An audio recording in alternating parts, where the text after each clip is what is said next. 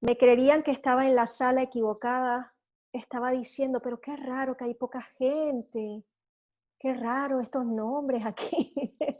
Y resulta que me di cuenta no, una amiga que está aquí presente me dijo, Lilibet, ¿por qué es que no te veo? Dije, qué raro si yo estoy aquí. Resulta que estaba metida en un culto allá en Colombia, que estaba pronto por empezar, pero bueno, gracias a Dios que ella me previno, y yo estaba diciendo, pero qué raro, bueno, aquí estamos. Damos gracias a Dios por la presencia de cada uno de ustedes y bueno, oro para que este tema sea claro, este tema traiga luz, este tema te pueda ayudar y también tú como pastor de jóvenes o como consejero o como discipulador, te pueda servir también para poder ayudar a otros y comprender a otros que están pasando por luchas, ¿verdad? Yo quiero saber cuántos de los que están aquí son casados. Háganme así los que están casados. Con dos deditos así para saber. Ok, muy bien. Qué bueno. Ok, quería saber eso porque vamos a tocar un tema enfocado en los matrimonios, pero que también es importante para los solteros, porque ustedes tienen el plan en su corazón de formar familia y casarse, ¿verdad? Yo creo eso. Ok, bueno, vamos a compartir aquí la pantalla, eh, a ver, no me deja entrar aquí, necesito compartir.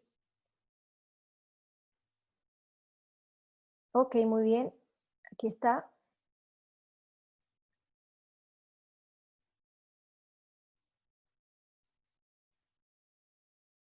¿Estamos viendo todos la pantalla ahora? Perfecto. Muy bien, vamos a tocar el tema. Estuvimos hablando la vez pasada acerca de la pornografía, ¿verdad? Esto fue lo último que tocamos.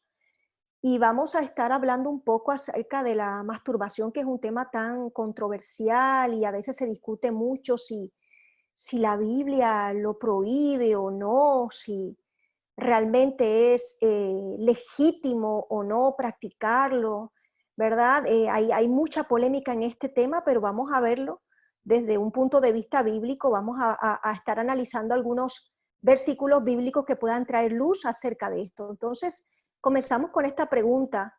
¿La masturbación es un pecado según la Biblia?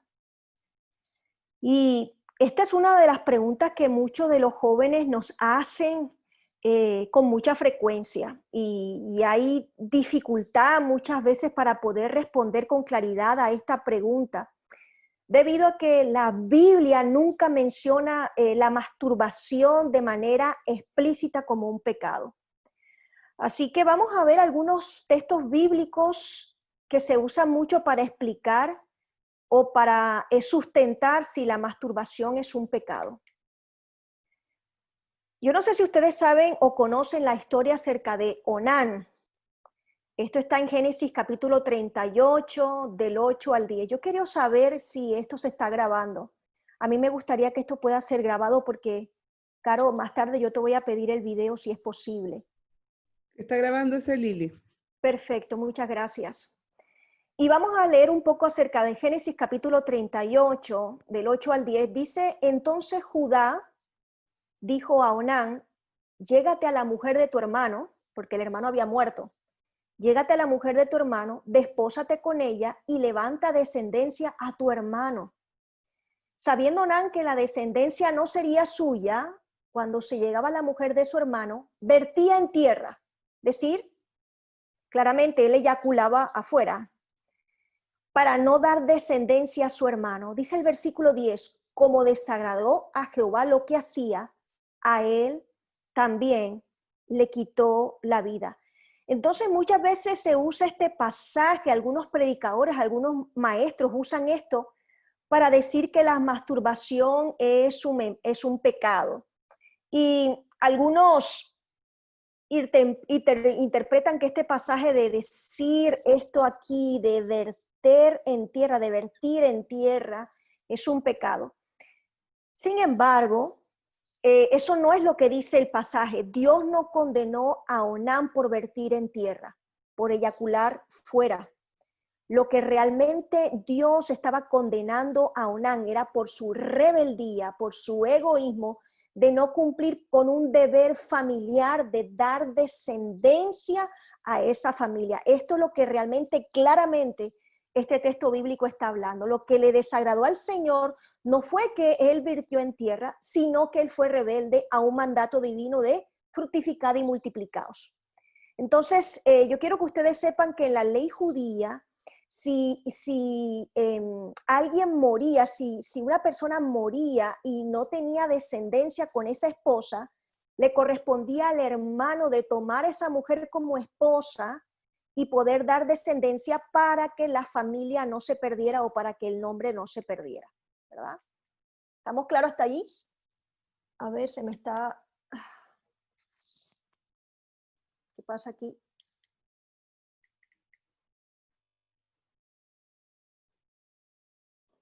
Parece que hay algo que se trabó aquí.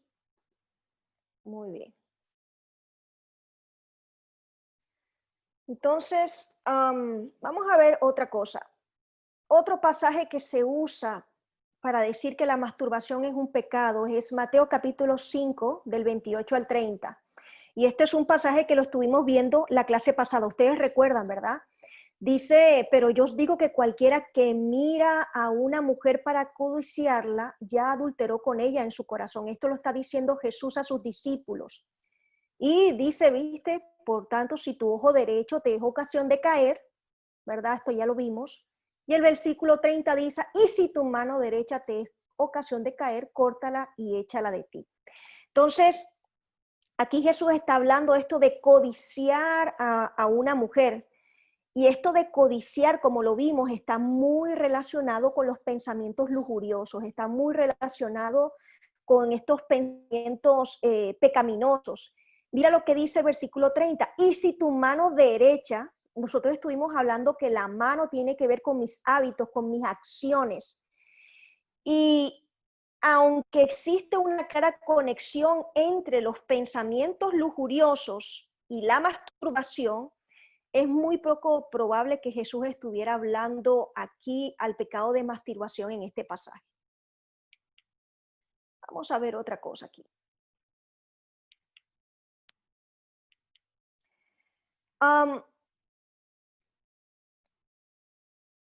Dijimos que la Biblia no dice explícitamente que la masturbación sea un pecado, pero no vamos a poner en duda que muchas veces estas acciones, estos hábitos que nos conducen, que nos guían o que nos hacen caer en esta pecado de masturbación son totalmente pecaminosos. ¿Por qué? Porque la masturbación es el resultado de los pensamientos lujuriosos y una estimulación inapropiada. Cuando hablo de estimulación inapropiada, estamos hablando de cuando involucramos imágenes de pornografía y cosas así, ¿verdad?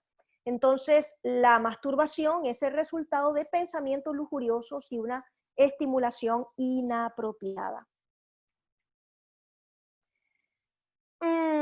Dicho esto, aquí surge otra pregunta. Bueno, ¿la masturbación en sí misma es pecado o no es pecado? Entonces, aunque la Biblia no lo mencione directamente o no responda directamente a esta pregunta, podemos ver algunos principios bíblicos. Vamos a ver algunos principios bíblicos. El primer principio bíblico, Primera de Corintios 10, versículo 31 dice, si pues coméis o bebéis o hacéis otra cosa, hacedlo todo para la gloria de Dios. Entonces, básicamente, si no podemos dar gloria a Dios por algo que hacemos, no debemos hacerlo, así de sencillo. Si hay algo que tú estás haciendo y que no da la gloria a Dios, sencillamente esto es un indicativo de que no es correcto hacerlo y que no debemos hacerlo. Romanos 14:23 dice, pero el que duda sobre lo que come es condenado porque no lo hace con fe. Y todo lo que no proviene de fe es pecado. Todo lo que no proviene de fe es pecado. ¿Qué queremos decir con esto? Si no estamos plenamente convencidos de que haya una acción o un hábito que yo tengo no está honrando a Dios, es porque es pecado. Así de sencillo. Primera de Corintios capítulo 6, del 19 al 20, dice que nuestro cuerpo es templo del Espíritu Santo. Y ese Espíritu Santo dice que está en nosotros, está dentro de nosotros, habita con nosotros. Y entonces dice que este templo, este cuerpo es de Dios, ya no es nuestro.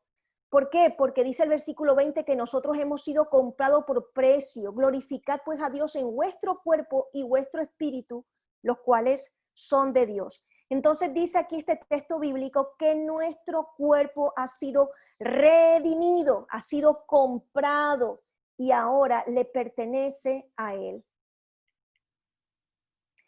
Dice Primera de Corintios 6:16 que el cuerpo no es para la fornicación, sino para el Señor y el Señor para el cuerpo. Entonces, estas grandes verdades tienen que tener un impacto poderoso en todo lo que hacemos o todo lo que hacemos con nuestro cuerpo, cómo nosotros utilizamos nuestro cuerpo. Pero a la luz de estos principios podemos decir que la masturbación es un acto pecaminoso. ¿Verdad?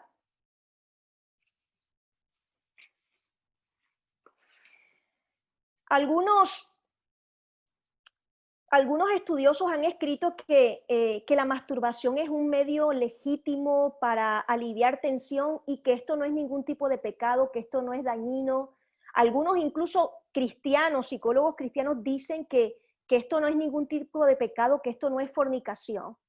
Pero sí, en verdad que la masturbación es una clase de sexo que es egoísta y que está pervertido. Cuando hablamos de pervertido es algo que está distorsionado, algo que se sale del modelo original, porque como ya lo habíamos dicho, el sexo es en el diseño original de Dios, es para que esto ocurra dentro de una pareja, para que esto se disfrute entre dos personas. Esto es una manera de amar al otro y una manera de expresar mis sentimientos y mi cariño hacia el otro, ¿verdad?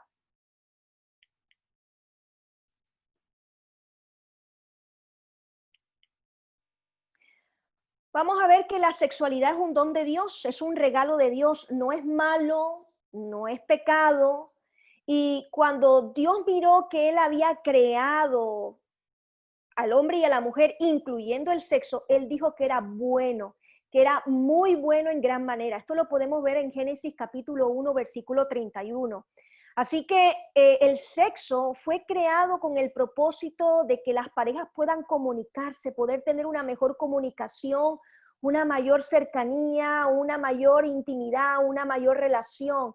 Pero, ¿qué es lo que pasa cuando nosotros desvirtuamos ese don? ¿Qué es lo que pasa cuando el don es desvirtuado? Por ejemplo, el comer es un don de Dios. Pero si nosotros abusamos de la comida, nosotros caemos en un pecado que se llama gula, ¿verdad? Entonces, el sexo que se practica dentro de un contexto matrimonial es un don de Dios, pero si tú lo sacas del contexto de matrimonio, ya nosotros caemos en un pecado que se llama adulterio o fornicación. Así que cuando nosotros desvirtuamos el don, se pierde el verdadero objetivo. O sea, lo convertimos a lo contrario de su verdadero objetivo o a su verdadero propósito. También tenemos que decir que Dios nos creó con nuestros genitales. Dios nos creó a todos y también creó nuestros genitales. Y por ende, Él puso estos genitales en nosotros para que nosotros pudiéramos tener placer cuando tuviéramos sexo. Así que nuestros genitales no fueron creados para ser usados con objetos, ni con el fin de complacerte solo a ti mismo. Estos fueron creados con la finalidad de que las parejas se complementen, expresen sus emociones, expresen sus deseos y sus sentimientos mutuos.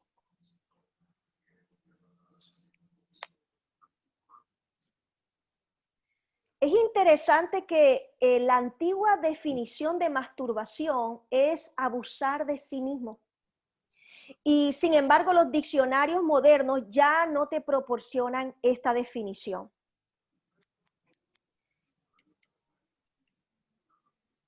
Primera de Corintios 6:18 dice que la inmoralidad sexual corrompe nuestro cuerpo y la masturbación es un pecado de inmoralidad sexual.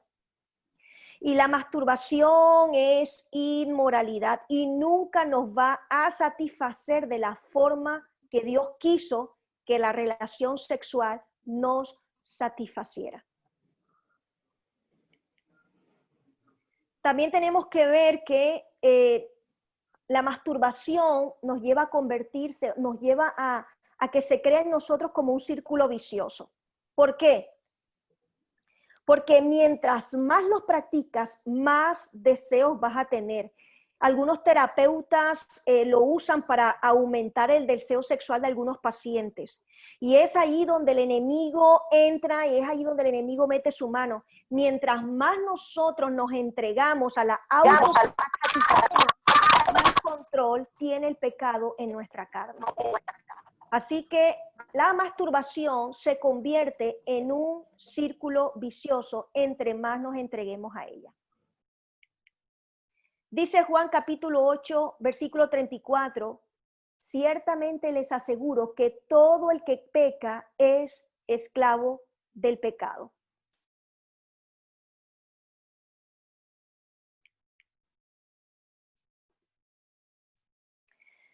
Vamos a ver que la masturbación está muy asociada, va muy de la mano con la fantasía sexual. Porque durante la masturbación tú necesitas poner a trabajar tu mente. Y ya sea recordando momentos vividos o imaginando o creando fantasías. Cuando hablamos de fantasías, estamos diciendo que es una fabricación artificial de una realidad que no existe. Y allí es donde está el peligro. Y a veces pueden venir imágenes a nuestra mente de personas, de situaciones, pueden venir a nuestra mente imágenes como fotos, películas, cosas de la vida real, pero se convierten en pecado cuando nosotros le damos lugar a nuestra mente, permitiendo que esto permanezca allí para nuestra propia gratificación sexual. Mira lo que dice aquí Filipenses capítulo 4, versículo 8, que es un texto muy conocido. Todo lo que es verdadero, todo lo honesto, todo lo justo, todo lo puro, todo lo amable, todo lo que es de buen nombre, si hay virtud alguna, si hay algo digno de alabanza, en esto pensar. Por eso la masturbación es pecado, porque tú necesitas crear fantasías sexuales que no tienen que ver con la realidad. Y el Señor nos manda a que siempre pensemos en lo que es verdadero, en lo honesto, en lo justo, en lo puro, en lo amable, etcétera, etcétera. Ya habíamos visto este versículo en Mateo 5, versículo 28. Si miras para codiciarla, mirar a una mujer o mirar a un hombre, depende del caso, ya sea con codicia o con lujuria, esa persona que pase frente a ti, o simplemente si tú miras a ese hombre o esa mujer, dado el caso, impreso en una revista o mostrada en una pantalla de televisor, son igual equivalente de pecado delante de Dios. Sea que tú lo veas físicamente, o sea que tú veas una imagen impresa en una revista o en una televisión. Entonces, si tú miras, si tú codicias, si tú lo anhelas, esto es una forma de cometer fornicación o adulterio. Y este versículo no solo está dirigido a las personas casadas, sino también a las solteras.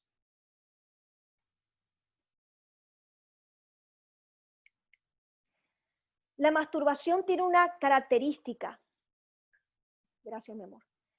La masturbación es un acto sexual que te deja la sensación de sentirte extremadamente solo. Y sabemos que la masturbación es la fuente principal de vergüenza, de culpa y de autocondenación.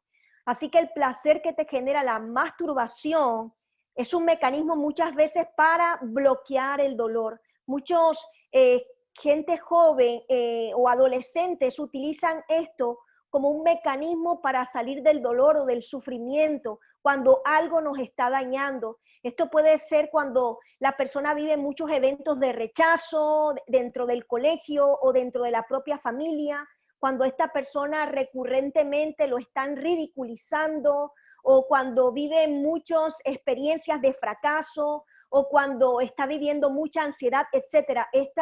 El acto de masturbación puede ser como una manera de bloquear o una manera de aliviar el dolor o sufrimiento que esta persona está viviendo. Por ejemplo, nosotros podemos ver casos de que hay niños que de manera inocente empiezan a tocarse o a explorar sus genitales de manera inocente, pero muchos de los adictos sexuales hoy en día, cuando eran niños, ellos aprendieron desde muy temprana edad que los toques genitales generaban placer, y como estos niños, siendo niños, comenzaron a descubrir que esto eran los únicos toques agradables que recibían dentro de su propia familia. Y estos sentimientos de placer, ellos descubrieron que esta sensación de placer era una manera de poder aliviar o escapar de ese caos familiar que ellos estaban viviendo siendo niños.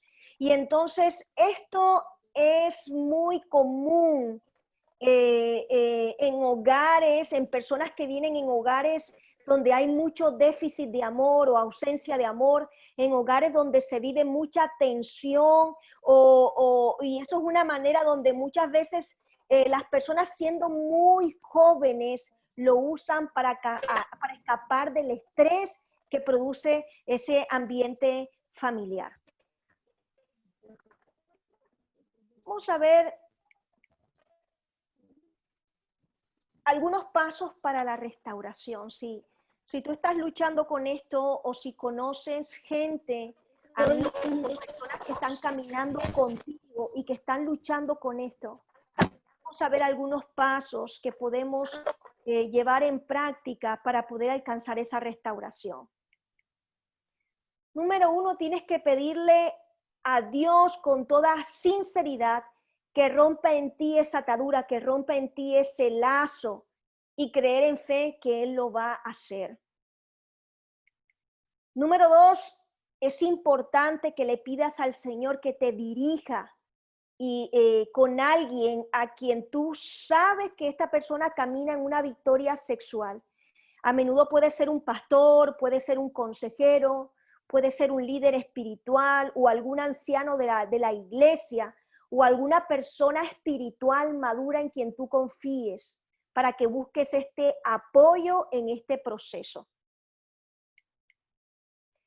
Es muy importante que tú puedas ser transparente con tus luchas, ser transparente con esa persona que Dios colocó frente de ti, para que abras el corazón, para que expongas esa lucha que estás viviendo y que puedas ser claro con esto. Cuando tú confiesas a esta persona tu corazón, estás sacando este problema de la oscuridad a la luz, y es allí el comienzo de tu libertad. Recuerda que cuando nosotros exponemos las cosas que están ocultas de nuestro corazón a la luz, esto empieza a perder poder y autoridad sobre nuestras vidas.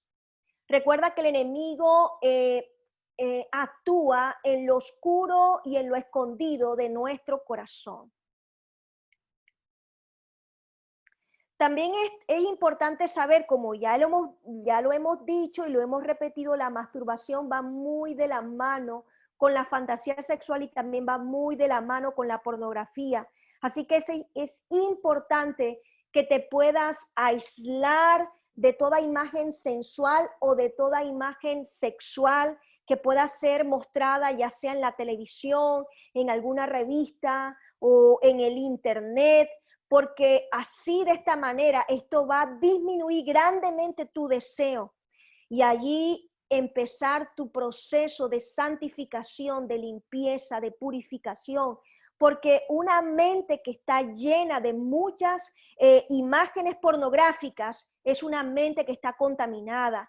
Y si alejas y te alejas y tomas la decisión de permanecer totalmente aislado de estas imágenes que están sucias o de estas imágenes impuras, y empieces a buscar imágenes o contenido que expresen el carácter de Dios o que reflejen el reino de Dios, esa purificación, esa santificación empieza a suceder. Así que es muy importante de que te aísles de estas imágenes que pueden estimular tu deseo sexual. Yo conocí una persona que luchaba mucho con la masturbación y la pornografía.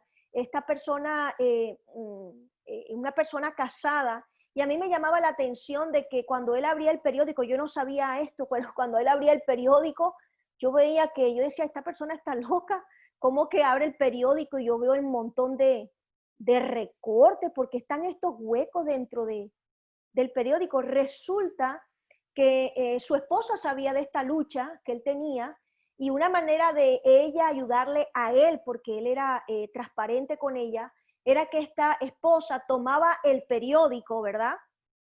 Y cuando ella veía una imagen que era muy sensual o muy sugestiva o fuertemente sexual, ella venía y con una tijera hacía y cortaba el cuadrito, ¿verdad? Y después que ella terminaba de cortar los cuadritos donde ella veía que esto podría ser de tropiezo para su esposo, venía y le pasaba el periódico. Era una manera práctica donde ella intervenía en este proceso de purificación y santificación en la vida de su esposo. Entonces, es importante que tú puedas eliminar todo tipo de influencia que te lleve a desear, a repetir el acto de la masturbación. Esto puede ser también canciones o cierto tipo de música o cierto tipo de película. Yo recuerdo que una chica que amaba mucho a Dios, ella una vez me dijo, mira, yo constantemente estoy cayendo en este pecado de masturbación, y yo recuerdo que yo le preguntaba a ella que si sabía qué era realmente lo que la impulsaba, o si ella reconocía algo que la hacía vulnerable y que ella cayera en este pecado. Y yo recuerdo que ese día nosotros nos juntamos y oramos y le pedimos revelación al Espíritu Santo. Señor, revélanos qué es lo que detona, qué es ese agente que hace que esta hermana, esta amiga haga que caiga en este pecado. Y yo recuerdo que el Señor le reveló, y era justamente un cierto tipo de música, específicamente un CD de boleros. Eso fue lo que el Señor le mostró específicamente a ella. Y ella me decía que cuando llegaba el día sábado y que ella quedaba prácticamente sola, ella empezaba a escuchar ese cantante específico con ese bolero que era muy, pero muy romántico, y esto la llevaba como a ella una nostalgia, una melancolía, y después estas canciones la llevaban a volverse vulnerable y a caer en el pecado de masturbación. Así que si tú eres físicamente estimulado por alguna imagen, algún recuerdo, etcétera, esto no significa que tengas que obedecer a tu cuerpo y dejarte llevar por este impulso. La Biblia dice que nosotros no debemos ser esclavos de nuestro cuerpo, sino amos y señores de nuestro propio cuerpo. Por eso, Primera de Tesalonicenses 4:4 dice que cada uno aprenda a controlar sus propios cuerpos de una manera santa y honrosa. Y también dice en Primera de Corintios capítulo 6, versículo 12, mas yo no me dejaré dominar por ninguna. Dice, todo me es lícito, pero no todo me conviene. Dice, mas yo no me dejaré dominar por ninguna. Si en algún momento de tu vida tú has estado usando imágenes, ¿verdad? O simplemente recuerdos de gente real para estimularte y caer en este pecado de masturbación, pídele al Señor que te perdone, busca ese perdón, recibe ese perdón y acepta ese perdón de Dios.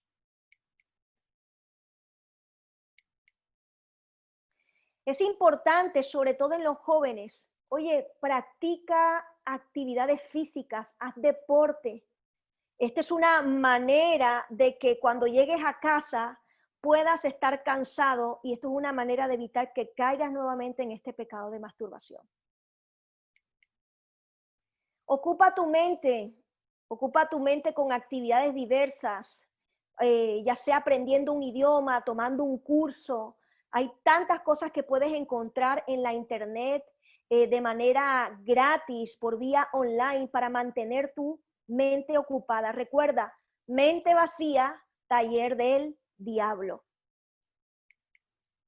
Es importante también que te puedas rodear de personas, de amigos espirituales, de amigos que caminan con Dios, que tienen un espíritu diferente. Estas personas que te van a animar, que te van a apoyar, que te van a animar a ir más lejos con tu relación con Dios y a caminar una vida recta con el Señor. Por favor, no camines en condenación por lo que has hecho. Y si tú eres pastor, si eres líder, por favor, no condenes a los otros. Muchos jóvenes se condenan mucho a sí mismos, se autoflagelan por lo que han hecho y muchas veces ellos caen como en un estado de desesperanza y piensan que ya no hay solución en esta lucha, y por eso muchas veces ellos nuevamente se hunden aún mucho más en este pecado. Así que es importante que nosotros podamos caminar en nuestra vida espiritual en esa verdad de que somos aceptados por Jesús, de que somos amados por Él y que Él nos anhela ardientemente, y también decidir caminar en santidad para que siempre podamos estar recordando de que somos amados por Él, de que somos anhelados por Él y que Él es fiel y justo para perdonar nuestros pecados, ¿verdad? Por favor, no hieras lo que ya está herido, no condenes, no eches más culpa sobre la culpa. Hay mucha gente linda de Dios que ama a Dios y que está luchando con este pecado, y ellos están buscando gente a quien abrir el corazón, no gente a que siga hiriendo lo que ya está herido. Amén.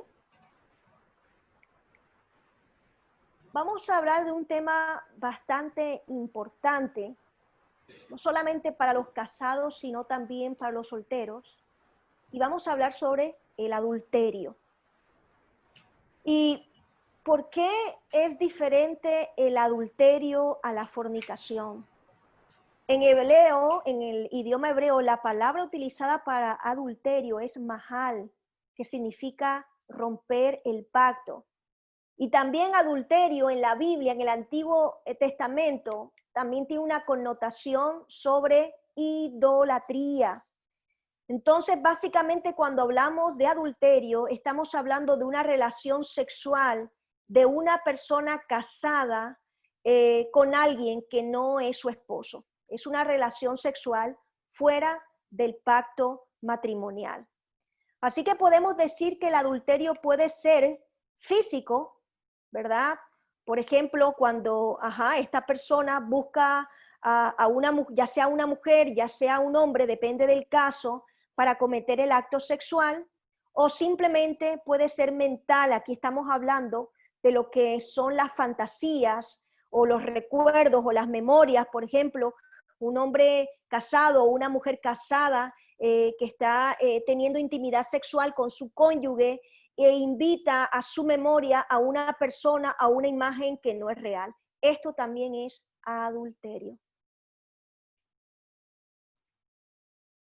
Es importante saber de que nosotros somos diferentes, tanto hombres como mujeres. Los hombres es mucho más fácil de que ellos sean estimulados por el aspecto físico, ¿verdad?, de la mujer. Pero la mujer mayormente busca en un hombre esto que la trate románticamente. Por esto, la mujer mayormente no tiene mucho problema con lo que es el sexo explícito, con las imágenes, pero sí tiene problemas con toda la fantasía promovida por las novelas románticas.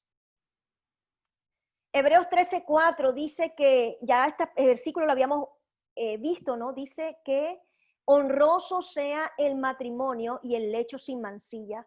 Así que el matrimonio tiene que ser en honor y el acto sexual dentro del matrimonio tiene que ser en honor. Cuando hablamos de honor, tiene que ser algo respetuoso, algo que es valioso, ya que el matrimonio en la Biblia es comparado con la relación que Jesús tiene con la iglesia. En Efesios 5:25 habla mucho de esto. Así que cuando una pareja va a tener una relación sexual en un contexto de matrimonio, tiene que hacerlo con honra, tiene que hacerlo con respeto, con dignidad. Eres lindo, eres linda, eres guapo, ¿verdad? Y como habíamos dicho, el lecho tiene que ser sin mancilla. Cuando hablamos de mancilla, estamos hablando de impurezas, estamos hablando de suciedad. Vamos a ver Proverbios capítulo 6, versículo 32. Proverbios capítulo 6, 32 dice, mas el que comete adulterio es falto de entendimiento, corrompe su alma el que tal hace. Y vamos a ver algunas, me llamó la atención. ¿Qué capítulo vamos? Perdón, Proverbios 6, versículo 32. Y mira qué interesante lo que dice algunos versiones bíblicas. Por ejemplo, la TLA dice, pero el que se enreda con la mujer de otro comete, vamos a cerrar un poquito aquí, comete la peor estupidez. Esto lo dice la TLA.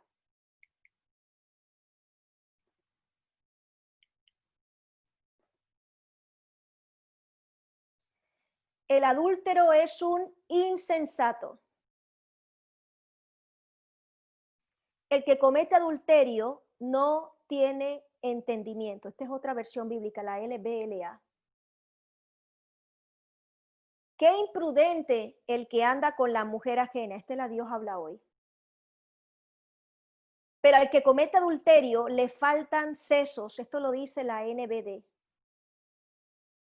Pero el hombre que comete adulterio es un necio total. Entonces podemos ver que el adulterio está relacionado con un acto que es estúpido, un acto que es insensato, un acto de falta de entendimiento, ¿verdad? Es un acto de necedad, según Proverbios 6, 32. Dice también, el que se acuesta con la mujer de otro es torpe.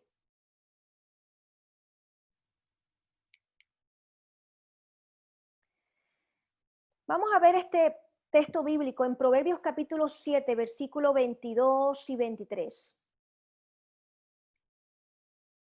Dice, al punto se marchó tras ella, como va el buey al degolladero y como el necio a las prisiones para ser castigado. Y el versículo 23 dice, como el ave que se apresura a la red y no sabe que es contra su vida hasta que la saeta traspasa su corazón.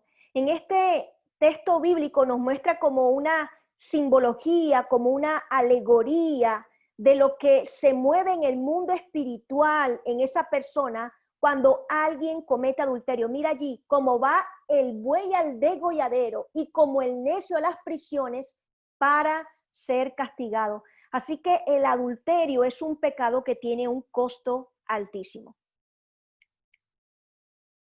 Vamos a ver algunas implicaciones del adulterio, sus consecuencias. Primeramente, cuando una persona cae en adulterio, se produce como un quiebre en su ser interior. Se quiebra algo en la dinámica de esa persona, ya sea en su vida espiritual y también en su ministerio y en su servicio a Dios. Vamos a ver que también es importante decir esto. En Números capítulo 5, versículo 11, habla de la ley de los celos, pero antes de eso yo quiero hablar de algo. Hay algo también que pasa con el adulterio y que trae una consecuencia negativa dentro del matrimonio. Y es que perturba emocionalmente, hay una perturbación emocional en el matrimonio y esto trae algo que se llama los celos obsesivos. También empieza incomprensión, empieza un problema en la comunicación, También vamos a ver que empieza a haber dentro del matrimonio como competencias, como desprecios. También hay un quiebre y distorsión en la vida de ese matrimonio. Así que cuando se comete adulterio, hay algo que se quiebra en la comunicación con esa persona. Y a pesar de que la persona traicionada no tiene ni idea de que esto está pasando, estas cosas empiezan a suceder. Mira lo que dice Números capítulo 5, versículo 11. Números capítulo 5, versículo 11. A partir del versículo 11 habla acerca de la ley de los celos. Es decir, que cuando un esposo, el marido, sospechaba de que la mujer le estaba siendo infiel, uno de esos síntomas eran los celos. Y la Biblia lo llama espíritu de celos. Es decir, en la Biblia, en el Antiguo Testamento, habla de los celos como un espíritu. Y cuando en una pareja hay mucho celo, probablemente es porque hay una infidelidad cometida y que no ha sido confesada. Así que podemos decir que los celos es un síntoma importante que puede revelarnos si hay infidelidad o si hubo infidelidad en alguno de los cónyuges. Otra de las implicaciones o consecuencias es que el adulterio contamina el lecho matrimonial, es decir, produce una interrupción o una aversión sexual. Es decir, que el adulterio hace que ese placer sexual que se tenía empiece a salir o a migrar del lecho matrimonial. Y existen matrimonios, aunque usted no lo crea, existen matrimonios que no tienen intimidad sexual desde hace 2 años o hasta más. Y esto es un síntoma de que hay infidelidad.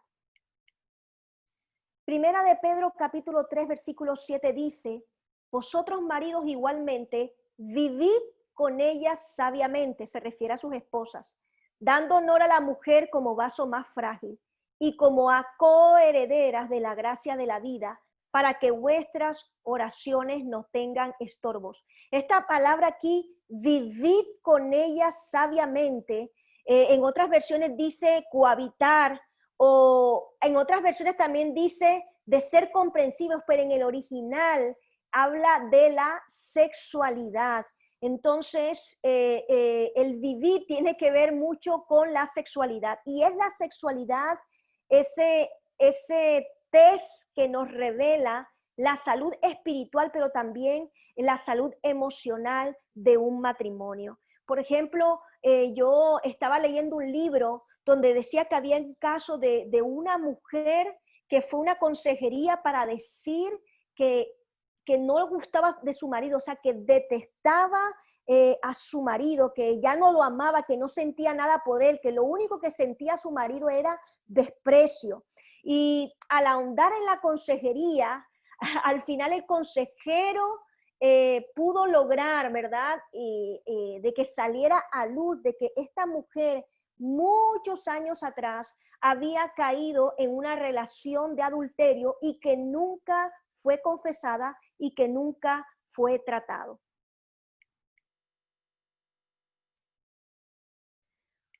Una de las cosas que yo escuché de un predicador muy conocido brasilero que se llama Marcos de Souza, conocido como Cochi, dice que el adulterio desprotege la vida sexual de los hijos, que muchas veces estos chicos que han sufrido de violaciones o abuso sexual, justamente cuando ellos lo estaban viviendo, era justamente el tiempo en que sus padres estaban viviendo problemas dentro del matrimonio con pecados de inmoralidad como adulterio o cualquier otro tipo de perversión sexual.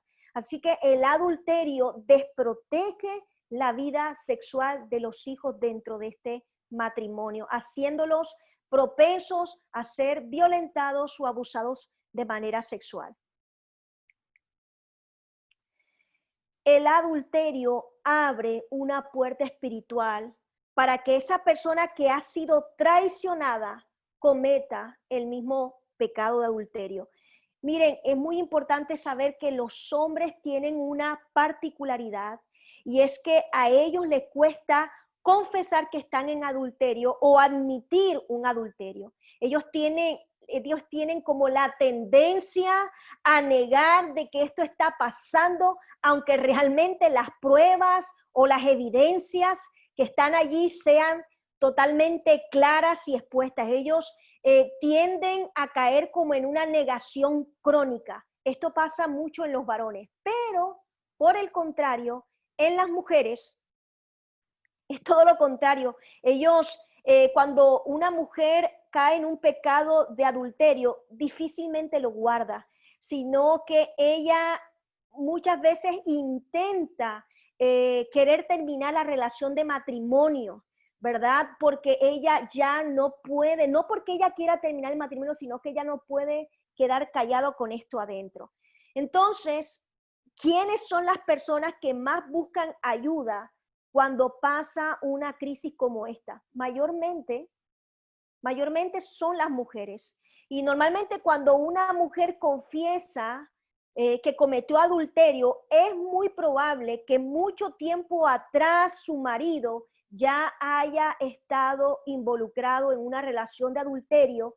Y esto explica muchas veces si se abre una puerta y que esto afecta o influencia al resto de la familia. También se dice que el adulterio afecta la vida financiera de la familia.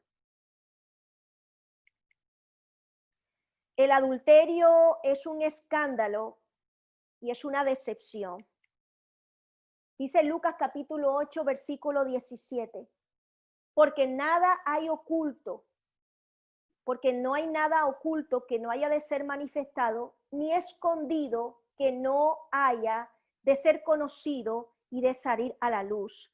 Entonces, el adulterio es un escándalo porque, ¿qué? Porque te lleva a perder muchas cosas, te lleva a perder tu honra, te lleva a perder tu testimonio, te lleva a perder tu credibilidad. Cuando un adulterio sale a la luz, esto trae dolor, esto trae sufrimiento, esto trae muchas pérdidas en todas las áreas de tu vida y en todos los sentidos.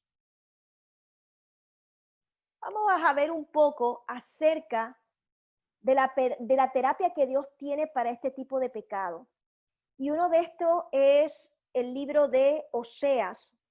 En el libro de Oseas nosotros vamos a ver cómo Dios da la orden al profeta de ir a un lugar, a un prostíbulo, y tomar a una prostituta como esposa para poder mostrar y para poder reflejar en ese momento lo que estaba pasando en el corazón del pueblo en esos días con relación a Dios. Así que Dios, a través del libro de Oseas, va a mostrar que Dios se había casado con una mujer, esa mujer es el pueblo de Israel, que era infiel y que se vendía a sus amantes.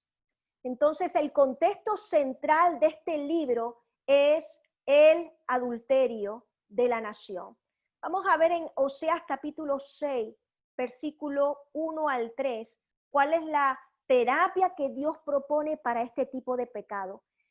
Venid y volvamos a Jehová, porque Él arrebató y nos curará, hirió y nos vendará. Nos dará vida después de 2 días, y en el tercer día nos resucitará y viviremos delante de Él. Y conoceremos y proseguiremos en conocer a Jehová, como el alba está dispuesta a su salida, y vendrá a nosotros como la lluvia tardía, temprana a la tierra. Entonces, ¿cómo es que nosotros podemos lidiar con esa herida que deja el adulterio en la familia y en el matrimonio? Sabemos que nosotros podemos tener heridas, algunas pueden ser superficiales, pero otras pueden ser muy profundas y muy dolorosas. Mira el versículo 1. Dice, venid y volvamos a Jehová, porque Él arrebató y nos curará, hirió y nos vendará. Entonces, se dice que la sanidad de una herida espiritual como el adulterio, de una herida emocional como el adulterio, es como si fuera una cirugía. Entonces, porque el concepto de cirugía tiene muchas veces que ver con trauma. Entonces, aquellos que han sido intervenidos quirúrgicamente, aquellos que han sufrido o han pasado por una cirugía, saben que el médico muchas veces tiene que hacer una cortada, tiene que ser una herida con su bisturí, tiene que causar un corte que muchas veces llega a ser hasta violento para poder quitar, para poder extraer lo que te está haciendo daño. Es por eso que una cirugía llega a ser un trauma. Es una herida que te hace el médico para poder sanarte. Es una herida que el médico tiene que hacer para tratar con otra herida que está en tu interior. Así que el adulterio necesita o te exige esto, de que sea expuesto. Es una exposición de algo que está completamente internalizado. Entonces, dice que Dios nos va a curar, hirió y nos va a vendar. Así que muchas veces Dios tiene que hacer esa cirugía, Dios tiene que hacer ese corte violento en nuestra vida, esa herida, ese bisturí, para poder entrar y extraer a profundidad esto que nos está haciendo daño, ¿verdad? Entonces la cirugía es una herida que te hace el médico, ese médico es Dios, para poder sanarte. Dice el versículo 2, nos dará vida después de 2 días, en el tercer día nos resucitará y viviremos delante de él. Y viviremos delante de él. Y es lógico que cuando tú pasas por una cirugía, tú necesitas estar convaleciente. Esto te demanda tiempo. ¿Un tiempo de qué? De recuperación para poder mejorarnos, para podernos levantar y seguir adelante y vivir siguiendo con Él y para Él.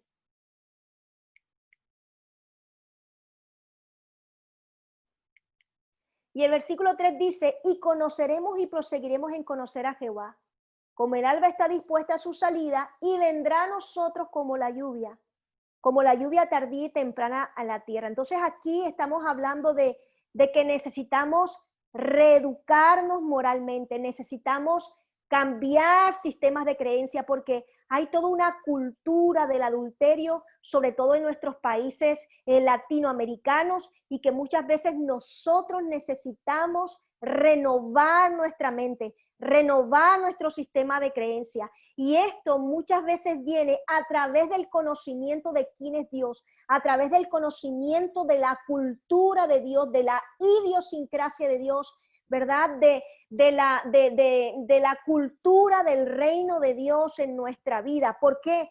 Porque cuando estamos hablando de adulterio, estamos hablando de algo que está totalmente ligado y relacionado con lo moral. Así que esto es la terapia divina para restaurar y sanar el adulterio. Amén. Ahora vamos a hablar de un tema que también es muy controversial y que muy poco se habla, y tiene que ver con el sexo anal.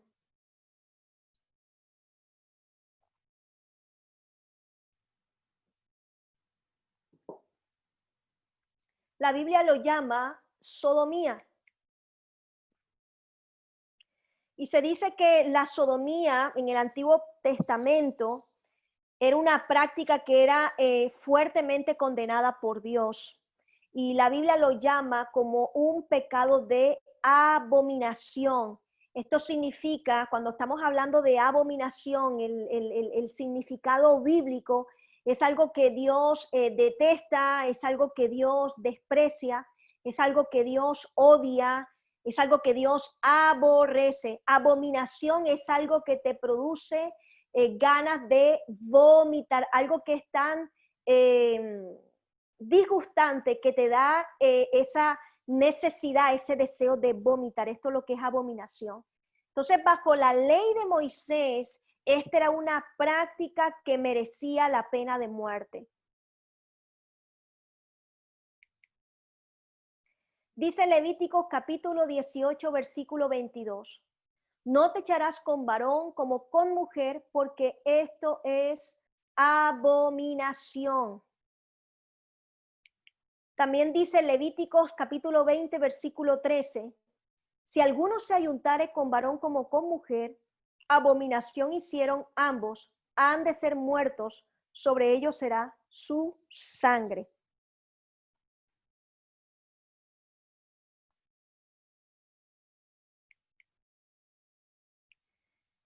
Dice Levíticos 18, 3. No haréis como hacen en la tierra de Egipto, en la cual morasteis, ni haréis como hacen en la tierra de Canaán, a la cual yo os conduzco, ni andaréis en sus estatutos. ¿Por qué? Porque la sodomía era una práctica de los pueblos paganos. La sodomía era una práctica que tenía que ver con los cultos idolátricos. Y vamos a ver en la Biblia que existe una ley, que existe un código de santidad, y esto lo podemos ver en Levíticos a partir del capítulo 10 hasta el versículo 20. Este es el código de santidad, y esto fue dado por Dios para separar, para hacer una separación tanto cultural como física con los pueblos paganos o con los pueblos de Canaán, de los israelitas. Pero no solamente estos decálogos fueron dados, no solamente para separarlos de estos pueblos paganos que tenían estas prácticas idolátricas, sino también que Dios los dejó para que ellos no imitaran a aquellos paganos en su idolatría y también en sus costumbres perversas. Así que lo que Dios quería era preservar al pueblo de Dios de la destrucción física, moral y espiritual del pueblo a través de estas leyes. Entonces las leyes, como dijimos anteriormente, fueron creadas por Dios como un acto de amor, es para protegernos, para guardarnos, para cuidarnos. Si hay algo importante que tenemos que decir, es que Dios quiere que nosotros renunciemos a todo este tipo de prácticas, todo este tipo de perversiones. Recuerda que lo que está pervertido es algo que fue distorsionado, algo que está lejos del diseño original de Dios. Todas estas prácticas perversas que tú aprendiste en Canaán, esto que tú aprendiste en Egipto. Egipto representa el mundo, porque Dios te separó, Dios te apartó para vivir conforme a su voluntad.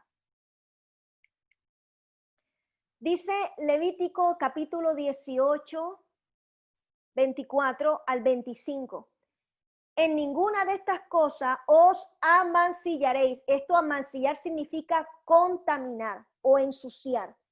Pues en todas estas cosas se han corrompido las naciones que yo he hecho de delante de vosotros. Y la tierra fue contaminada, y yo visité su maldad sobre ella, y la tierra vomitó sus moradores. Vamos a ver un poco de biología o un poco de anatomía.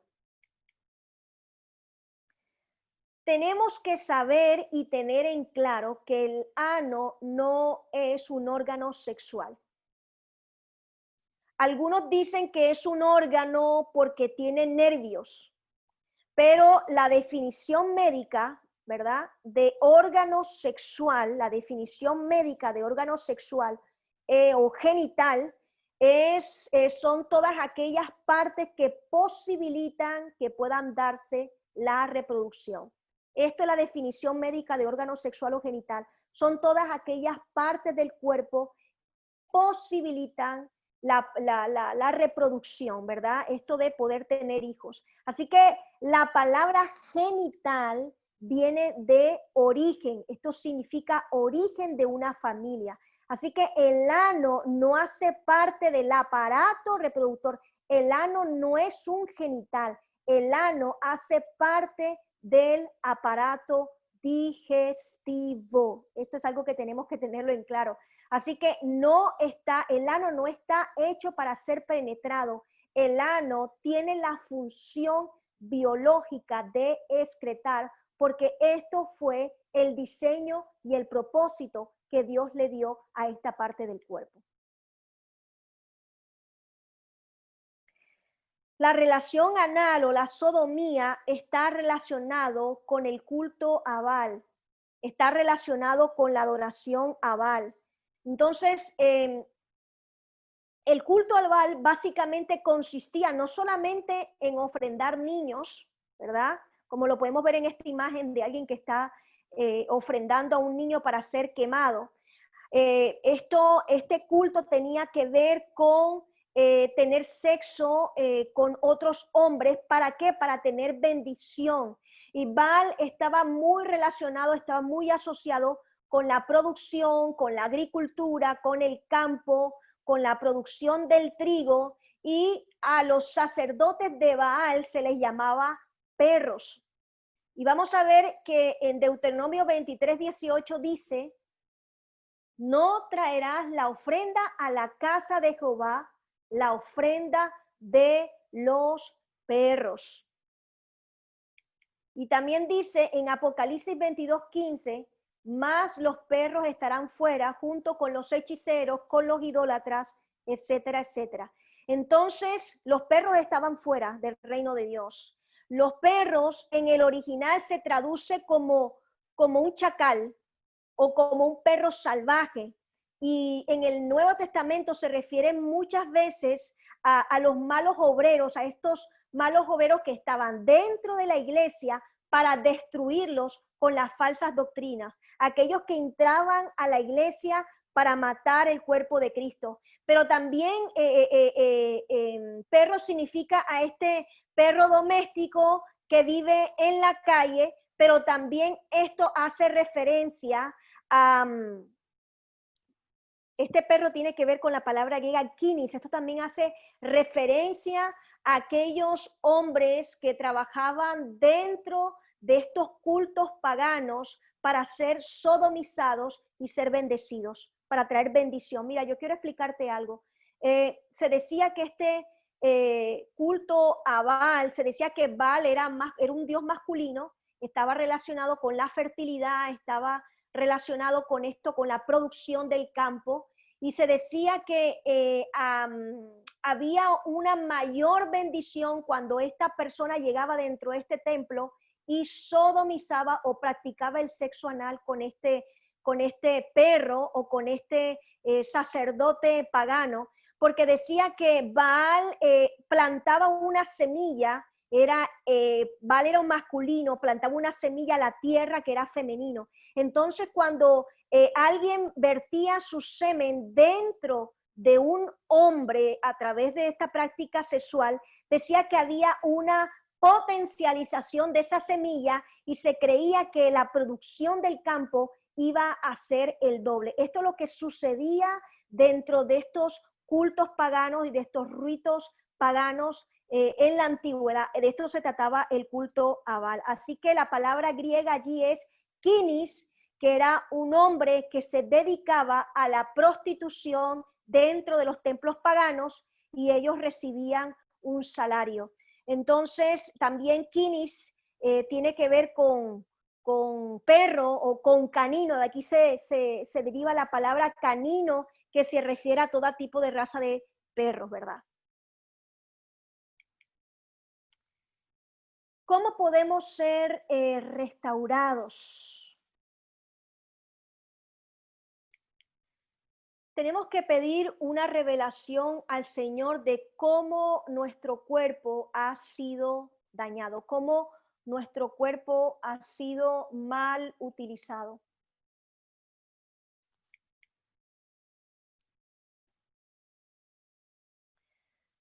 Tengo que reconocer también que he dañado mi sexualidad, que he sido herido y he sido esclavo del pecado. Recuerda que es importante el arrepentimiento, porque sin arrepentimiento no hay perdón de pecado y sin perdón de pecado no hay salvación. Como ya lo hemos dicho, la confesión de pecado.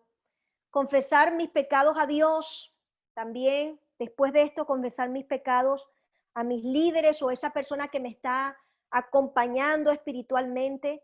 La palabra de Dios dice: confesad vuestros pecados para que sean sanados. Esto está en Santiago capítulo 5, versículo 16. Y también dice, el que encubre el pecado no prosperará, pero el que los confiesa y se aparta alcanzará misericordia. Esto está en Proverbios capítulo 28, versículo 13. También es importante hacer una oración de renuncia en fe. Señor, yo vengo delante de ti y yo renuncio a todas estas prácticas que yo hice por ignorancia, que yo hice cuando yo estaba en el mundo. Yo vengo delante de ti, Señor, yo renuncio a darle un mal uso a mi cuerpo, un mal uso a mis genitales, ¿verdad? Hacer una oración de renuncia es muy importante. Pero también es bueno saber, ¿verdad? Que cuando se está viviendo en un estado de esclavitud, ¿qué quiero decir con esto? Que cuando esta persona está luchando con esto y parece como que no logra salir de allí, es cuando la persona le cuesta dejar de pecar libre y voluntariamente, entonces esta persona necesita hacer algo que se llama crucificar la carne. Entonces, algo que yo muchas veces recomiendo y que es una disciplina espiritual muy potente para poder vencer estos hábitos pecaminosos, para poder vencer estos pecados, viene siendo el ayunar. El ayuno es algo muy poderoso cuando la carne te está pidiendo comida, ¿verdad? Cuando tu carne te está pidiendo este tipo de pecado, el ayunar es un arma poderosa porque el ayuno fortalece tu espíritu, pero el ayuno también hace que la carne, tus deseos, tu humanidad pierda poder y tú puedas enseñorearte de tu propio cuerpo. Algo muy importante y que yo animo mucho a hacer a los chicos es memoriza versículos bíblicos. Memorízalos, medita en ello, haz tus devocionales con una libreta y agarra un versículo bíblico y piensa en ello, memorízalo y trae ese versículo a la memoria una y otra vez, así como tú ejercitaste tu mente para traer recuerdos, memorias, fotos que no glorifican a Dios, ahora haz lo contrario, ahora vas a traer a memoria esos versículos bíblicos y los vas a pasar vez tras vez sobre tu memoria. ¿Para qué? Para que haya una limpieza en tu mente, para que haya una purificación en tu mente de toda esa basura que nosotros hemos acumulado y hemos adquirido. Muy importante, andar en la luz. ¿Qué significa andar en la luz? Ser sinceros, ser transparentes. Yo no te estoy diciendo que andes contando tus debilidades a todo el mundo y a la primera persona que se atraviese, no. Andar en luz significa ser transparente contigo mismo, ser transparente con Dios y ser transparente con esa persona que te está acompañando en tu proceso espiritual para que puedas vencer todo este pecado y puedas tener victoria. La palabra de Dios dice que Dios es luz y no hay tinieblas en él, ¿verdad? Y el que camina en la luz no tropezará.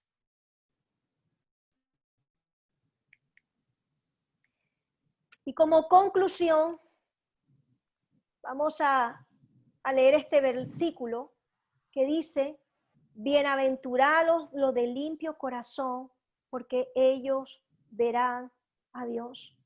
Entonces, para concluir, la pureza de corazón significa desear una sola cosa, y aquella cosa es Dios y su voluntad. Separados de Dios, nada podemos hacer separados de Dios. Nuestros corazones se quedan totalmente divididos cuando caminamos separados de Dios. Entonces, ¿qué es la impureza? La impureza es simplemente la separación de Dios. O sea, en el aspecto sexual, esto significa el mal uso del sexo, el mal uso del don que Dios nos dio. Y que esto ocurre cuando el sexo se utiliza de cualquier manera que está totalmente prohibido por Dios.